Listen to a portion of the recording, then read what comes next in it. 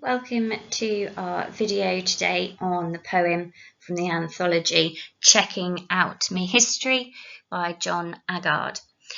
So this poem juxtaposes real life Black historical figures and it contrasts through the juxtapositioning to British folklore and kind of fairy tales. So you've got a few images here of the real life people that are mentioned in the poem and some of those old-fashioned nursery rhymes and tales that we're told too. So the first thing we're going to need to do is turn to the poem itself, and I'm going to read that to you in just a moment.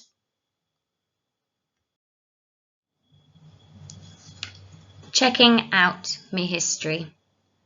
Dem tell me what dem want to tell me. Bandage up me eye with me own history. Blind me to me own identity. Dem tell me 'bout 1066 and all that. Dem tell me 'bout Dick Whittington and he cat. But Toussaint Louverture, no, dem never tell me 'bout that. Toussaint, a slave with vision lick back, Napoleon battalion and first Black Republic born Toussaint de Thorn to the French, Toussaint de Beacon of the Haitian Revolution. Dem tell me 'bout de man who discover de balloon and de cow who jump over de moon. Dem tell me 'bout de dish ran away with de spoon, but dem never tell me 'bout Nanny de maroon. Nanny, sea far woman of mountain dream, fire woman struggle hopeful stream to freedom river. Dem tell me 'bout Lord Nelson and Waterloo, but dem never tell me 'bout Shaka, the great Zulu. Dem tell me 'bout Columbus and 1452, but what happened to de Caribs and de Arawaks too? Dem tell me 'bout Florence Nightingale and she lamp, and how Robin Hood used to camp. Dem tell me 'bout old King Cole was a merry old soul, but dem never tell me 'bout Mary Seacole. From Jamaica, she travelled far to the Crimean War. She volunteered to go, and even when the British said no, she still braved the Russian snow, a healing star among the wounded, a yellow sunrise to the dying. Dem tell me what dem want to tell me, but now I checking out me own history. I carving out me identity. This poem in particular relies quite heavily on your contextual knowledge. So it draws on lots of different people and dates and nursery rhymes, things that we should have come across at some point through our learning in Britain. So I'm just going to clarify some of those points so that you understand who and what they are about. So first of all, we have 1066, a very famous Battle of Hastings, which we're often taught about in primary school, and I know we cover in our timeline unit with Year 7 as well. It was a very poignant date. It's likely to be one of the first learnt battles of English heritage. You also have Dick Whittington here. So this is a traditional English story of a poor boy who ends up good, kind of climbs through the ranks of society by doing good deeds with his cat and ends up being Lord Mayor of London. It's one of the most famous pantomimes as well. You've got Toussaint Louverture, was the Black leader of the Haitian Revolution against French colonial rule. So a strong Black historical figure, abolished slavery in Haiti and turned it into an independent republic. So a really key figure in Black history. We've got Nanny de maroon as well. So maroon is a general term that was used to describe black slaves who escaped from slavery and lived in remote places where they were transported to. So Nanny de maroon led these Maroons to victory in Jamaica against British rule. So another key historical figure for black people. We've then got Lord Nelson, who was a famous English admiral, actually from East Anglia as well. I think he went to Paston College. I'm sure somebody told me that at some point. He inflicted a massive defeat on the French. We learn about Nelson. Obviously, we have Nelson's column in London. He's a very famous leader. We also have that Battle of Waterloo was in 1815. And that was the final defeat of the French led by Napoleon, and it led to Britain becoming a world superpower and the development of empire. So that's the first few historical facts that we need to understand this poem. So some more key figures here. We've got Shaka. Now Shaka was an influential leader of the Zulu nation. He united the Zulu people against the increasing presence of the white settlers.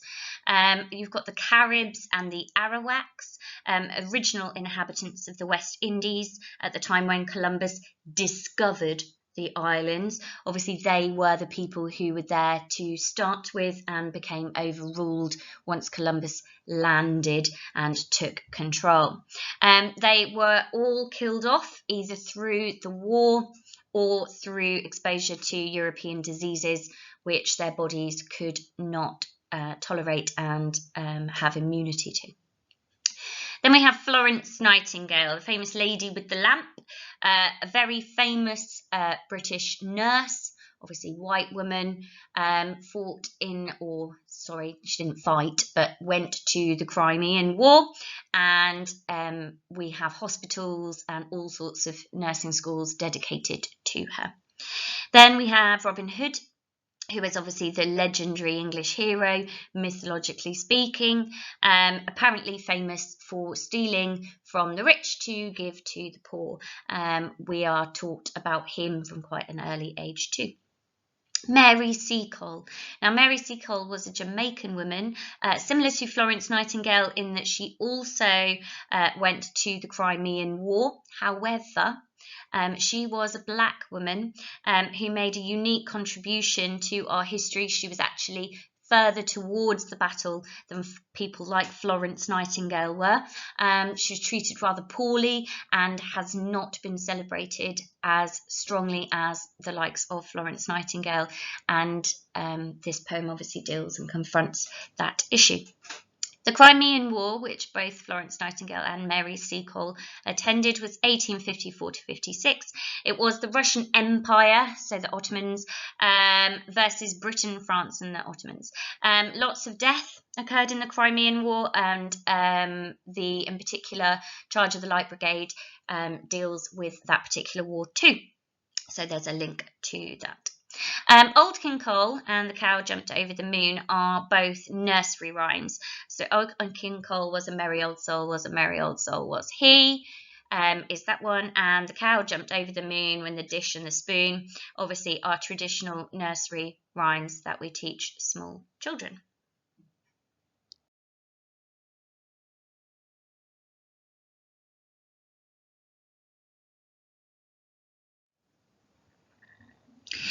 In the poem as well, Agard uses Creole and traditional speech to help to reinforce black culture. So we have some of these words on the left-hand side that he includes that we need to ensure that we understand the meaning behind them. So dem is for them, form of othering. Me means my. Bout is about. Dat is that. Lick back means defeated. D means of. And see-far woman is a woman who has a vision of the future. She can see far ahead. So let's have a few brief notes about Agard himself. He's pointing out how the English curriculum, i.e. what you are taught from your early stages in reception all the way through to where you are now at 16 in your GCSEs. He's pointing out how you only seem to learn about white people. It's this whitewashing of history. He believes that the curriculum is written by white people for white people.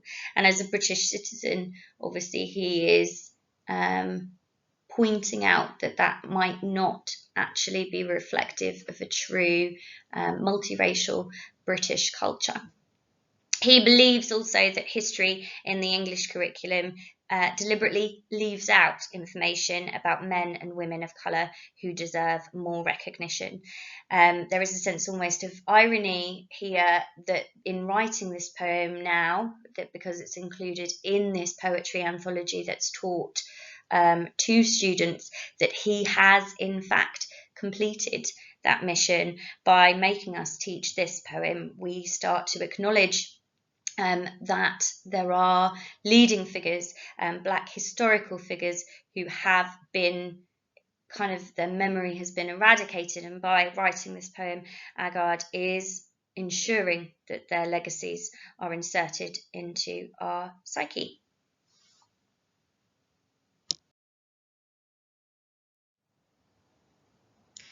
As a nation, there have been recently, especially this year, been movements to ensure that history is no longer whitewashed. We have a few examples here of famous people who have stood up and made a difference and pointed out the inaccuracy of whitewashing black historical figures' lives. So we have Benjamin Zephaniah. He refused his OBE. He was granted an OBE and refused to accept it because he said, "It is because of this concept of empire that my British education led me to believe that the history of black people started with slavery, that we were born slaves and should therefore be grateful that we were given freedom by our caring white masters." And that was one of the reasons why he turned down that acknowledgement. We also had the film Hidden Figures, which was released a few years ago now. It was based on the true but unknown or previously unknown story of the 3 black women who worked at NASA and helped to win the space race. It's a good film if you fancy watching. We've also had articles recently. This was a 2017 article called Voices that entered in The Guardian, and it spoke to a teacher about the curriculum. So he said, "As a history teacher, I'm horrified by the whitewashing of my curriculum. I'm being told to teach that colonialism was good. Often my conscience leads me to digress from convoluted lesson plans to shine the light on how the enslavement of non-white people was in Britain's national interest." So there have been lots of other people who have made a stand, but this in particular, this poem is Agard's stand against this whitewashing of black culture and history.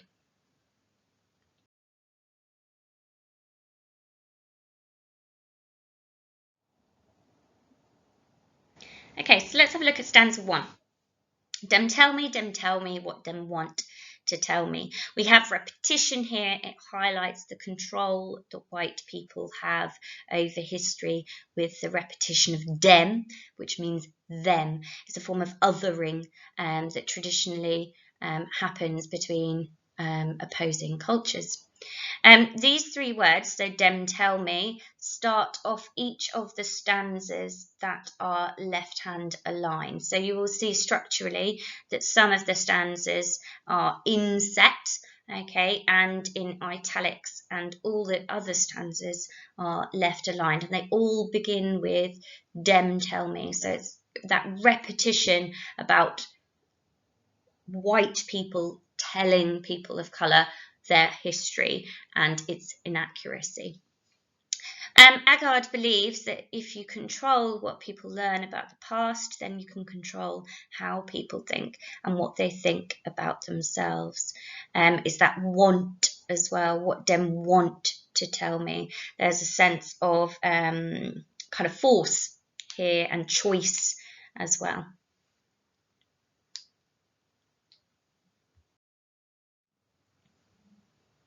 Okay, stanza 2. Bandage up me eye with me own history, blind me to my own identity.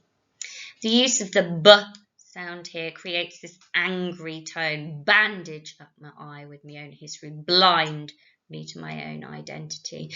That alliteration of the b at the start of the line shows that Agard believes that information has been deliberately distorted and hidden. Bandage and blind is about removal of sight. The use of the non-standard English is used to show our culture and background. He feels that it's not acknowledged by the English curriculum, so this is his way of inserting it. Obviously, to be bandaged up is to be fixed, and yet here the bandaging up is preventing him from seeing, blinding him to his own identity. So it's all about covering up. It's not about healing. It's more darker, basically, than that, more about control and restriction.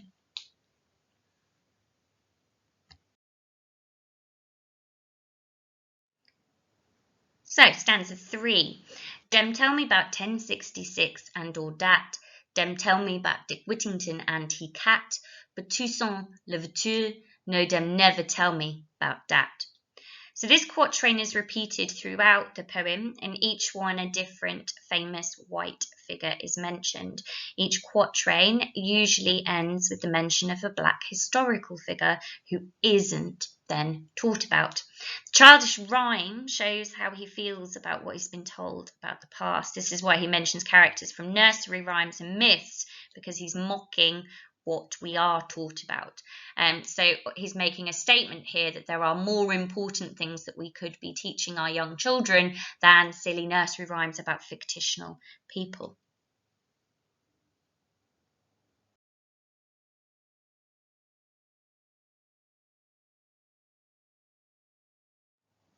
Stanza 4, the first of our inset stanzas and in italics. So, Toussaint, a slave with vision lick black, Napoleon battalion and first Black Republic born, Toussaint de Thorn to the French, Toussaint de beacon of the Haitian revolution. So the lines are shorter here, some only one word. It's also written in free verse and non-rhyming like the previous stanzas. He's using an unconventional form to therefore write about unconventional ideas. The use of occasional rhyme, though, here in these sections is irregular, which means that it loses that bouncy tone and makes us focus more on the content of the words. The longer verses serve to concentrate on someone famous in Black history. So the focus is entirely on this one character, and the importance of them is denoted with this use of italics and structuring. This mocking tone is not apparent in these sections. It's a lot more serious, so we're not quite as bouncy and as playful, and it makes it stand out. So the thing you remain with, the important facts and figures that you're given in these structured stanzas, really stick with you. The sections are also filled with metaphor, positive imagery as well, beacon, a thorn to the French, vision as well. So all of this is about sight and foresight and light and positivity. It really is helping to convince the reader how amazing these people that we're not educated about are. Okay, so stanza 5. Dem tell me about de man who discovered de balloon and de cow who jump over de moon. Dem tell me about de dish ran away with de spoon, but dem never tell me about Nanny de maroon. Notice here the lack of punctuation in the poem.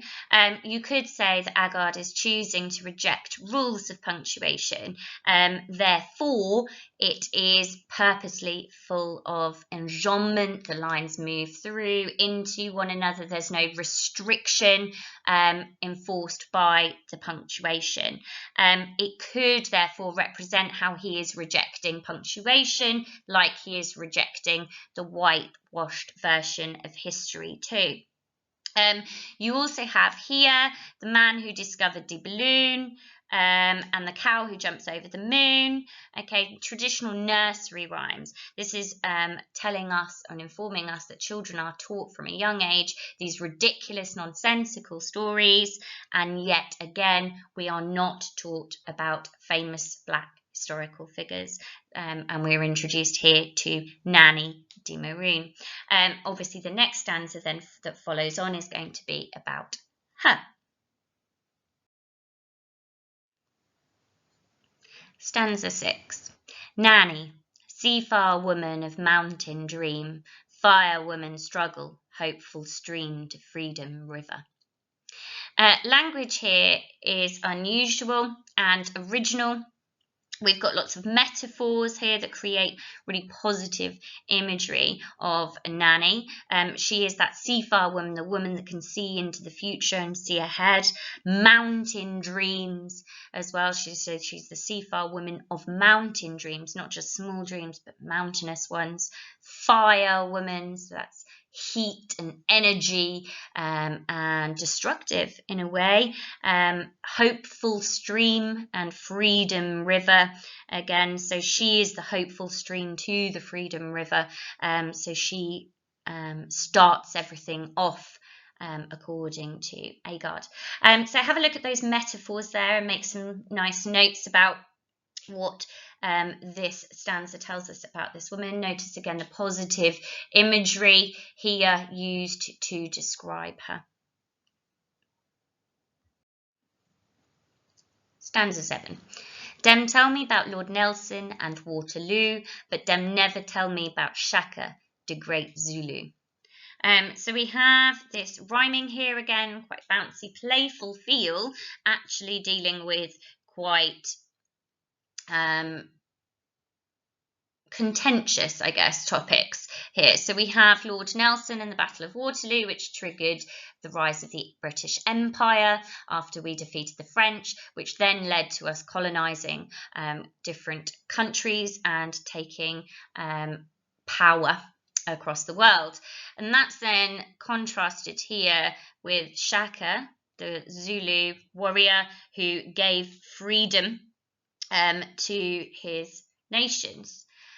So we have two warriors here contrasted with this bouncy rhyme, masking the kind of anger, I guess, that Agard feels about how we're taught about one of these battles, and yet they are both strong historically.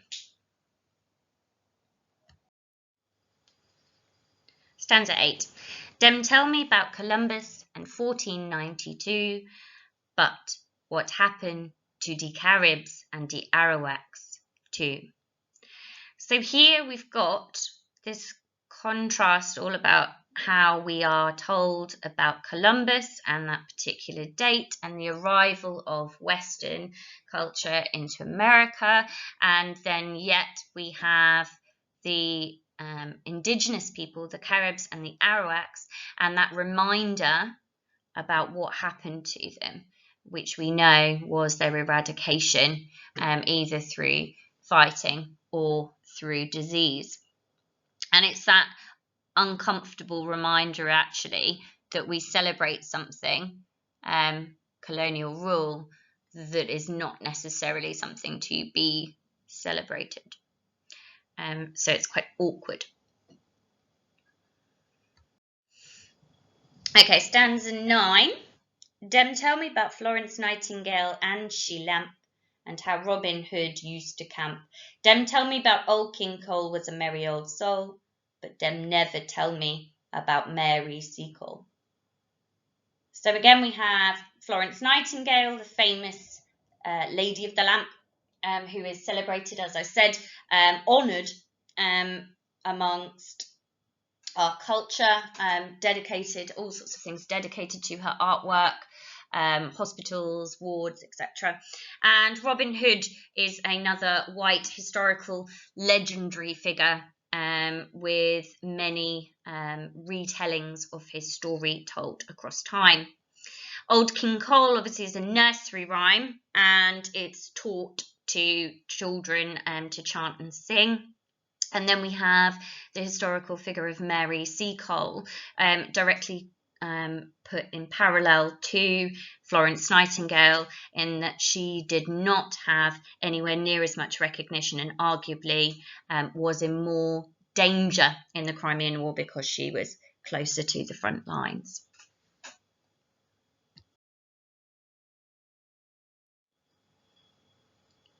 Stanza 10 then is the stanza dedicated to Mary Seacole, so another inset stanza structurally and in the italicised writing. So we have, from Jamaica she travelled far to the Crimean War. She volunteered to go, and even when the British said no, she still braved the Russian snow, a healing star among the wounded, a yellow sunrise to the dying. So this metaphor at the end here describes her in a really positive light. A yellow sunrise is full of hope and promise for the dying. So she is the start, the dawn of a new day for them. Again, it's all about starting something off. It's about hope. It's about future. It's about time as well, because the sunrise is the beginning of the dawn of a new day. So really positive imagery again here. We're told as well how far she travels to go to this particular war. She's brave, she's a healing star among the wounded again, so it's using quite hyperbolic language, nearly mispronounced that then, to kind of emphasize and exaggerate how important she really was, and why we should be taught about her. Okay, so stanza 11 now. Dem tell me what dem want to tell me, but now I checking out me own history, I carving out me identity. We've got repetition here again, that dem tell me here, which could represent how Agard felt when he was at school. He felt nagged, he felt got at, he felt isolated. It's that othering, as again, of the use of the word dem to represent them as a kind of enemy or something to be contested against. We now know that he knows about Toussaint, he knows about Nanny, he knows about Mary Seacole. So now he feels that he needs to investigate his own identity. He needs to look back.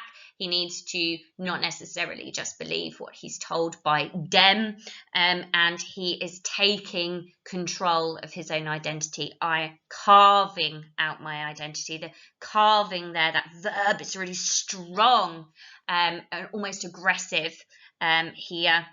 It's about shaping something, creating something as well. If you carve into something, it's long lasting, as well as quite aggressive. What dem want to tell me? Again, we've got that use of that want, which is about a lack of control for him, but also an amount of control from them. They have control, they have choice about what they are and aren't telling. It's quite angry, this final stanza here.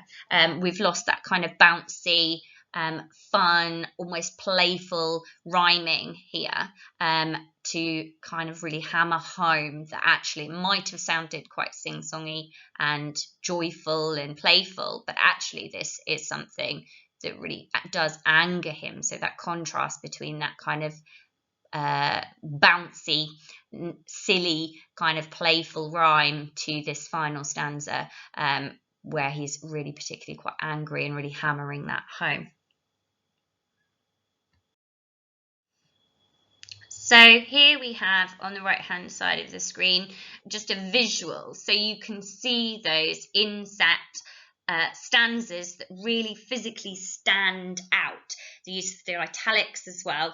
It's a very cleverly constructed poem to reclaim Black identity, and it uses this structuring as well as the content of the stanzas to really kind of make that expression clear. It makes the reader aware as well that British history is just a point of view. It's a perspective on reality. It introduces the reader to famous Black people and educates us through our reading of it, which I guess in a way is Agard's way of fixing the issue of kind of the whitewashed curriculum. It reminds us as well that whoever controls the past also controls the present, and the power of historical fact and writing. If you study history, you will know that not all sources are reliable. You have to interrogate the language used and the validity of your news and where you get it from, and kind of question things that you're told. Fake news as well, which obviously we do in English. We try to kind of interrogate language and meaning and work out truth. And so this poem is a nod to that too.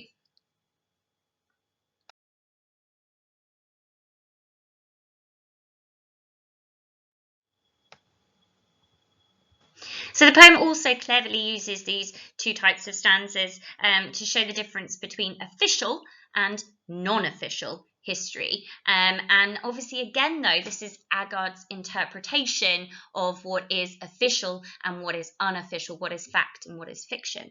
It shows that without a history and without a distinctive voice, we may have no identity. So it's a reminder of our heritage and what's our legacy and what's gone before actually can shape our future. And if you are lacking the truth in your heritage and your upbringing and your history, actually you don't have an identity. So it's all about what makes you you, and how the past can affect the present. Okay, so now that we have looked through all of the stanzas and discussed some of the content, you need to complete an Amity for this poem so that you have that for your revision.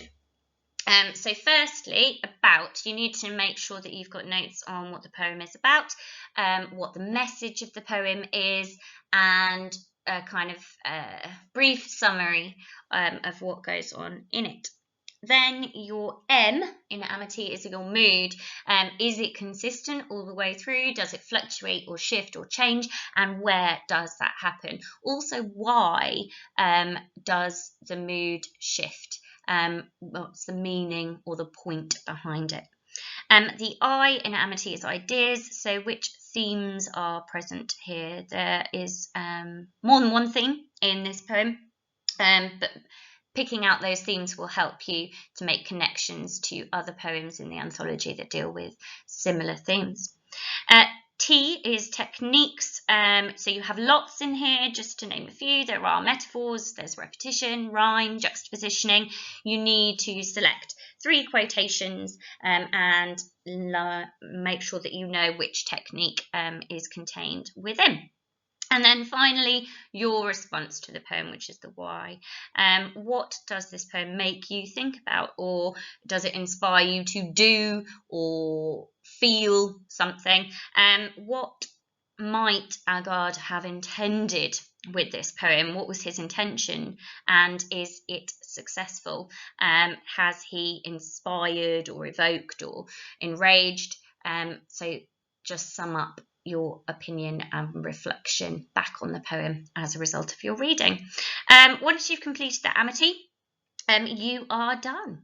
Thank you for listening.